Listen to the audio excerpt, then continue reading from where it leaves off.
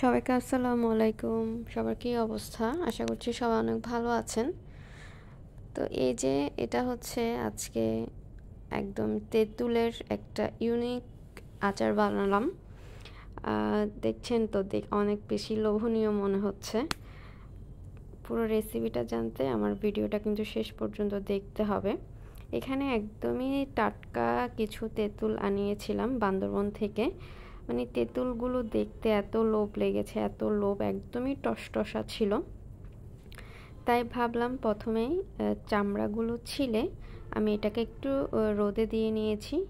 এরপর হচ্ছে এখানে আমি 2 পিস করে এটা কাট করে নিয়েছি, আর যেই মাথাটা ছিল ওটা হচ্ছে ফেলে দিয়েছি। আর এই রেসিপিটা আমি আজকেই প্রথম ট্রাই করেছি। আমি তো ক্যাপশনে দিয়ে দিয়েছি আমি এটা কী করেছি, কিন্তু আমি শেষ পর্যন্ত কি করেছি এই তেঁতুলগুলোর সেটাই কিন্তু দেখলে অনেক বেশি মজা পাবেন। আমার নিজেরও অ্যাকচুয়ালি এখন হাসি পাচ্ছে।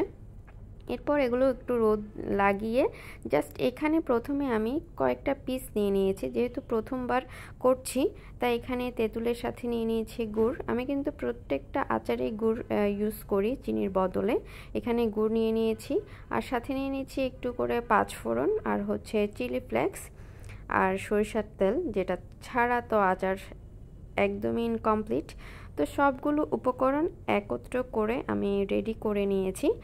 আর তেঁতুলে আসলে যতই গুড় ব্যবহার করেন না কেন, পর্যাপ্ত পরিমাণে যদি গুড়টা আপনি ব্যবহার করতে না পারেন তাহলে তেঁতুলের যে টক ওটা কখনোই যায় না। তো আমি এখানে যে গুড়টা আমি নিয়েছি, আমি ভেবেছিলাম এটা পর্যাপ্ত পরিমাণে হবে, তাই এখানে একদমই কুচি কুচি করে গুড়টা একদমই আমি এটা জাস্ট মানে একদমই গুঁড়ি করে নিয়েছি, যেটা একদমই হয়নি আমার তেঁতুলের ক্ষেত্রে। সেক্ষেত্রে আমার লাস্টে আরও চিনি ইউজ করতে হয়েছে। তো প্রথমে এখানে একটু বেশি পরিমাণে আমি সরিষার তেলটা দিয়ে নিয়েছি। আর এক্ষেত্রে সরিষার তেলটা আমি একটু বেশি করেই দিয়েছি। এরপরে দিয়ে নিয়েছি আমি হচ্ছে 5 ফোড়ন আর হচ্ছে চিলি ফ্লেক্স। আপনারা চেষ্টা করবেন যে 5 ফোড়নটা না দিলেও হয়, আমি দিয়েছি একটু ফ্লেভারের জন্য, সামান্য করে দিলেও হয়। আর একদম চুলার আঁচটা একদমই মিডিয়াম করে রাখতে হবে, না হয় কিন্তু উপকরণগুলো পুড়ে গেলে আচারটা কিন্তু তেতো হয়ে যায়। এরপর সব কিছু একটু নেড়ে চেড়ে আমি তেঁতুলটা জাস্ট তেলের মধ্যে কিছুক্ষণের জন্য ভেজে নেব। আমি যেটা করতে চেয়েছিলাম তেঁতুলের ললিপপ, ওটার জন্যই এভাবে করে তেঁতুলটা নিতে পারেন, অথবা চাইলে আস্ত তেঁতুলও কিন্তু আপনারা নিতে পারেন। আমি আস্ত তেঁতুলটা নেইনি, আমি এটা জাস্ট 2 ভাগ করে এখানে নিয়েছি। এরপরে ভালো করে সরিষার তেলে তেঁতুলটাকে আমি নেড়ে চেড়েই নিয়েছি। এতেই কিন্তু তেঁতুলটা এত বেশি লোভনীয় লাগছিল। এই পর্যায়ে সবসময় খেয়াল রাখবেন চুলার আঁচটা কমিয়ে দিতে। আমার একটু বাড়তি ছিল দেখেই দেখেন সামান্য করে কিন্তু আমার এগুলো পুড়ে গিয়েছিল, তাই আমি তাড়াতাড়ি করে চুলার আঁচটা একদমই কমিয়ে নিয়েছি। এরপর হচ্ছে আমি যে গুড়টা গুঁড়ি করে রেখেছিলাম এটা দিয়ে নিয়েছি, যদিও এটা পর্যাপ্ত পরিমাণে হয়নি, তারপরও ভাগ্য ভালো যে আমি এটা খেয়ে দেখেছি, তেঁতুলটা অনেক টক রয়ে গেছে। এরপরে সব কিছু তেঁতুল সাথে আমি গুড়টা ভালো করে এটা মিক্স করে নিচ্ছি। ভালো করে কিন্তু মিক্স করেই নিতে হবে, আদারওয়াইজ দেখা যায় দলা পেকে যায়। এরপরে এক্ষেত্রে লবণ তো অবশ্যই দিতে হবে। এখন হচ্ছে একদমই পরে লাস্ট পর্যায়ে এটা চলে এসেছে রান্নার। এক্ষেত্রে দেখেন আমি কি করেছি, আমি আর কিন্তু ললিপপটা আর ললিপপ রাখিনি, এটা আমি কি করেছি একদমই গুঁড়িয়ে নিয়েছি।